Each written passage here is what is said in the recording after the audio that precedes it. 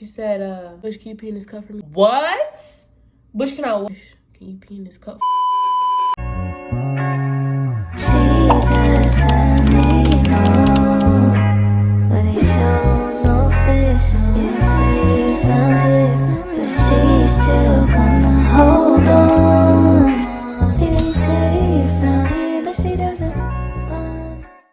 Welcome to our YouTube channel. Welcome back. If you are already subscribed, see, when you subscribe, you get 2 greetings, which is, a double hello. If I was you, I'm just saying, if I was you, I would subscribe. But that's just me. That's just me. But today we're gonna be talking about basic training. You see all those videos on YouTube and everybody's like, basic training this, basic training that. Yeah, they're all pretty much the same, but we all get our own different experiences. And if you did go to basic training with me and you're like, hey, that didn't happen on that week, or that I don't remember that. We remember things differently. And it just so happens that I may or may not remember the order of everything after week 2. Everything was a blur. But I did have fun. Granted, if you knew me after basic training, I may have said I hated basic training, but you gotta look on the positive side. It was not that bad. It was not physically hard. It was mentally hard, but not physically hard. All right, we're gonna jump right into it. So we were at MEPS when I left off on the last video, I believe.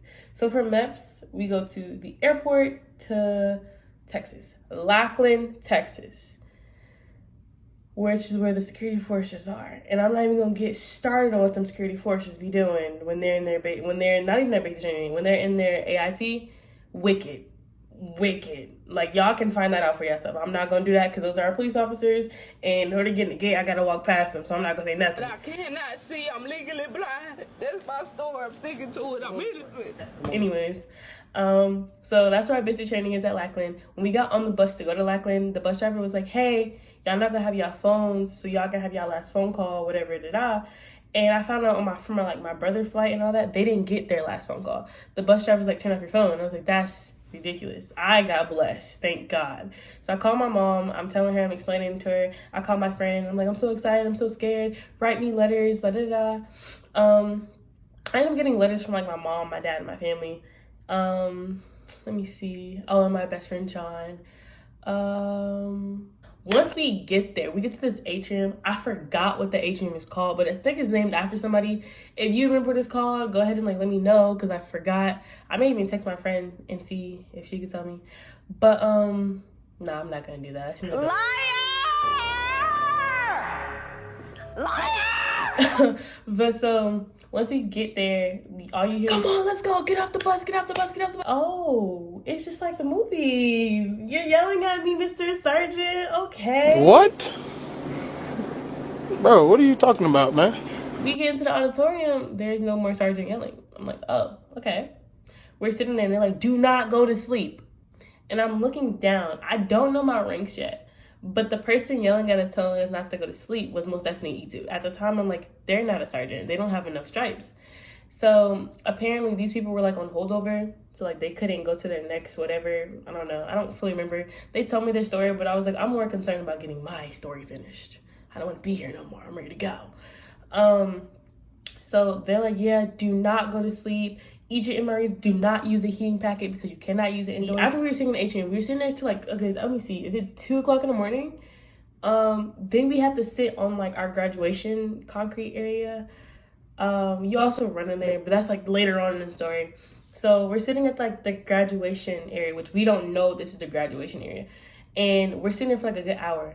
Every time a sergeant walks past us, we're like nudging each other, like, wake up. Because we kept falling asleep and we didn't want to get yelled at. So like at the beginning, we all had each other's back. You know, it's like, hey, yo, get up. There's a sergeant. Wake up. There's a sergeant. Next thing I know, I hear, we're going to call her Sergeant Strong.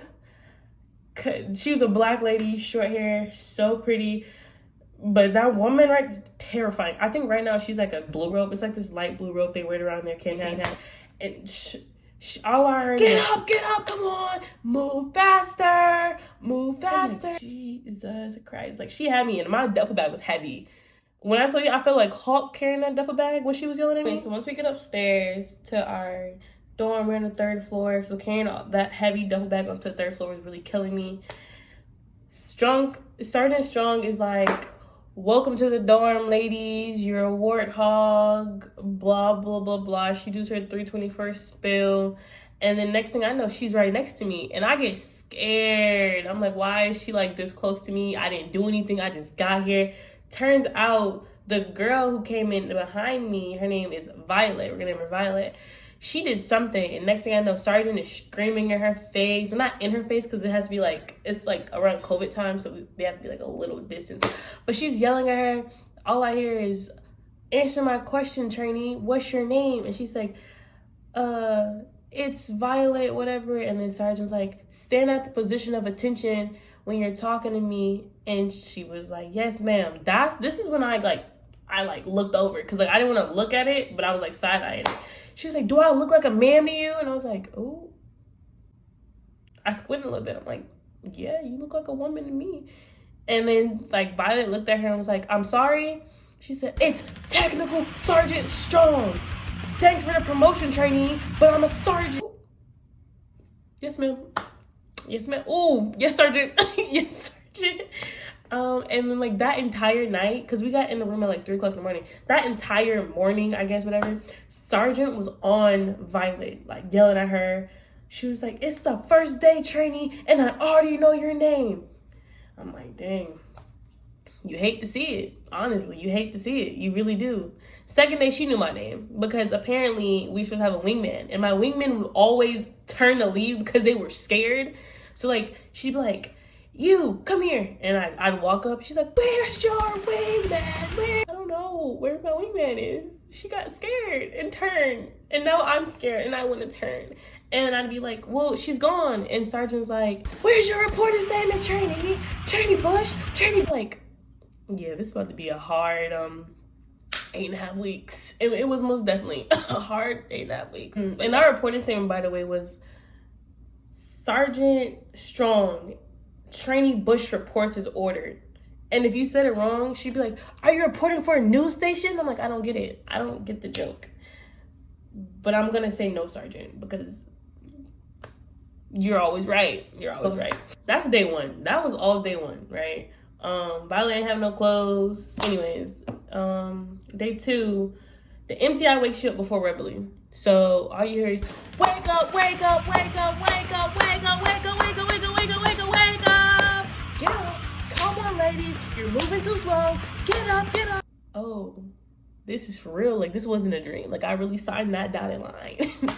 Jesus. So I get up, we're like rushing. I slept on top of my bed though, because I had watched the videos about basic training before I got there, and I'm like, I don't want to make my bed and then get yelled at. So I slept on top of it so it could be easier for me to make. But they didn't teach us how to make beds. We were kind of behind because this is the first time they really did integrated flights. So the girls and the boys are like integrated together. Like they normally didn't do that. So like we were the first flight for that. So we were behind on certain things, didn't learn how to make our bed. So from there we went to go get size for our uniform, our PT uniform, so shirts, pants, shorts, jackets, stuff like that. I believe we got our ECWWs, which is our everyday weather jackets that time too. We did go to Chow, which is like the DFAC, and it was straight yelling for breakfast. Like, you walk in, what are you doing? Come on, pick up a fruit, pick it up. I'm scared to look up, so just put anything on my plate. And then later on, the longer we got into it, we found out we can get bread, we can get this, we can get that, but we were too scared to get anything because we were getting yelled at the whole time. So anyways, they're yelling, we're eating. 10 minutes to eat. You have 10 minutes to eat. I'm not gonna lie to you, the whole time we've been through basic training, we got more than 10 minutes in Disneyland, but that's mainly because like I feel like our sergeants were just sitting there talking and the snake picked the whole time, didn't really care. But if you ask me, I was okay with that because we used to secretly be like looking at each other and talking when we were eating in the DFAC. So that was like the only time we had real free time. But anyways, so yeah, we go sit down, eat, we do all that. After that, we learn basic movements. It was a lot of standing and waiting the second day. For like that whole week, it was a lot of standing. So like you have a book bag that they give you, and your shoulders are just like in pain because you're getting used to like, you know, wearing that and having that much weight in there, because there's like a big book in there, like a textbook that you have to like know by the end of the 8 weeks. So I'm like, oh wow, my legs hurt. Like my right knee was hurting, and that's when I found out that I have hyperextension in my knees. Like they can just flip back like a flamingo, and I'm like, oh, that's cool. Put me on a waiver because I'm no longer marching anymore. So that's actually what happened. I was put on a waiver to not march, to not do PT, to not run, do stuff like that, which is, we're gonna talk about later on, affected a lot of things that happen in basic training. So day 2, I told you, oh no, I forgot one part. There was a PP test. There was a urinary analysis test. There was a girl that was behind me. Like, we was all joking and laughing during this urinary analysis test. We was not taking basic training serious the first week, which we should have. But every time the sergeants left, we was most definitely laughing and talking. So we were lined up to go pee in his cup, and there was a woman in there, and you could tell she was an older lady. She had that little church haircut, the little church. I'm not explaining it. I'm gonna put a picture in there. But yeah, so this girl who was behind me, she was like, hey, Bush, I'm nervous. I said, why are you nervous? She's like, because I'm not ready for this test. I was like, oh. She said, Bush, can you pee in this cup for me? What? Bush, can you pee in this cup for me? No, I will not pee in this cup for you. No, I will not. I'm scared. And we're gonna call her, no, guys, I had a girl in my door named I don't want this to come back on her.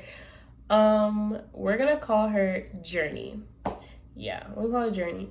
Journey asked me that, and I was like, girl, no, I will not pee in your cup. But I think Journey ended up passing because she's in the military right now, just doing great things, you know, just living life. So yeah, that was all day 2. And I'm not too sure if the PP test was day 2, but you know, I think it was.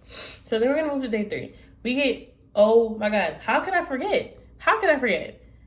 Day 1 and day 2, you're in rainbow flight. Rainbow flight is when you come in your civilian clothes. These are civilian clothes.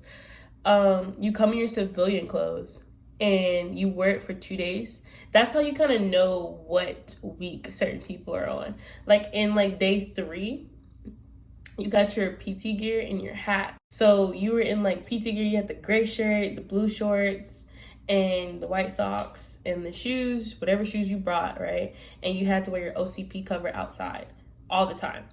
And it's, looking back at that, oh my God, we look so dumb. Like, everyone looks so dumb doing that. But the amount of times we walked outside without our cover. Your cover on training! You want to be an individual? You want to be special? Ooh, is this all white gel? All right, cool. Also in day 3, we got our child runners. Those are people who are like, I'm gonna insert a video of what the child runners do. Oh, and don't be child runner. They get yelled at for everything. And I don't want to laugh, but watching them not watch, I can't really look at them, but just see in the corner from my eye and then panic like that. It's like, oh my gosh, like that sounds awful. Moving around, Wobbles. Do a right face. Short choppy steps, 2 paces away from me. Away! Away from me! Speak! Ma'am, trainee Bayless reports as ordered. Ma'am, Flight 065 is prepared to enter the dining facility from the south side. Bring your flight in. Bring my flight in. Yes, ma'am. Thank you, ma'am. Look away from me. And we got other jobs like, you know, like latrine crew, laundry crew, and all that. But they forgot to give us the EC monitor. So one day they said something on the monitor, and like this is after day 3, and like this is probably like we're like in week 1 because I was just explaining week 0. So now we're in week 1. But one day they forgot to like basically tell us, hey, you're EC on EC duty day or your EC monitor. So someone was like came down there yelling at us like, where's your EC monitor? And me, I stepped up and I was like, hey, I don't know, we don't have it. Next thing I know, I was EC monitor, and I was like, wow, great. Okay, back to week 0. So again, now we're on day 4. Day 4, we got more yelling and more facing movements, and then now we're on week 1. Sorry, I kept jumping back from week 1 and week 0 because I really enjoyed these first 2 weeks. Like, it really felt like the real military, if you catch what I'm trying to say. All right, there are 2 sergeants, and I'm not going to say their name, but one of them is Master Sergeant Cupcake. We have to call him that because if you knew his real name, it does not match how his behavior is. Buddy is so terrifying. And then there's like another one. We're going to call him Master Sergeant. He's not even a Master Sergeant. I forgot his rank, but we're going to call him Sergeant Harmonica. Scary dude. Literally, his favorite Jody was about like about a killer, like spraying a terrorist and stuff like that. All right, so week 1, you're in the medical, you're getting pills, blood tests, and shots. After they after they tested my blood, they're like, hey, you're already up to date on all your shots, you don't need to get any more. So I only got like 2 shots. Everyone else was getting all these other shots, and I was just sitting there and just chilling. In the clinic we were at when we were getting our shots, there were a lot of like E2s, like lower ranked people. Like, we started learning the rank, so I knew they were E2.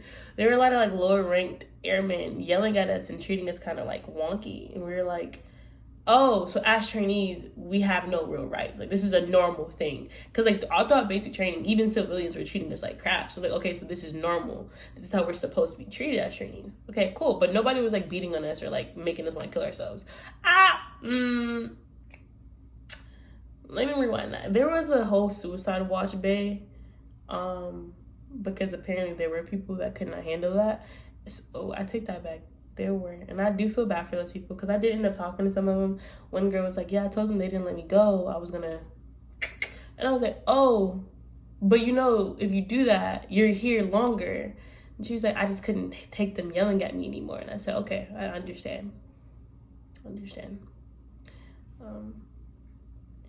Nah, I'm not gonna lie to you. Some of the sergeants were ODing, especially where she came from. Like, Buddy was like, some of the male sergeants were like yelling in girls' faces and just like doing everything they could to break them and make them cry. So I see where she was coming from, especially when she told me who her sergeant was. I was like, I'm so sorry. Peanut butter shot is what a lot of people are scared of before they get in the military. It is not that scary. The boys dang near passed out, cried, did all that extra stuff. There was only one girl in our dorm. She was like 35, and she was a little stud.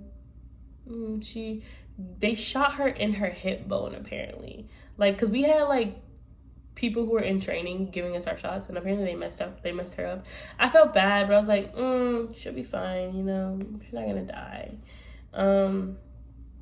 But there was a rule that they told us. They said, do not walk out without someone on your left side and someone on your right side, because apparently the dudes used to just pass out, whatever.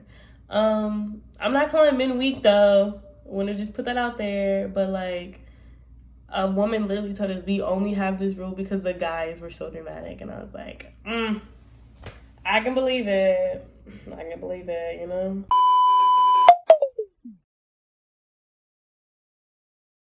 Got lucky. Take it from him and not leave him with nothing. She wanna go viral.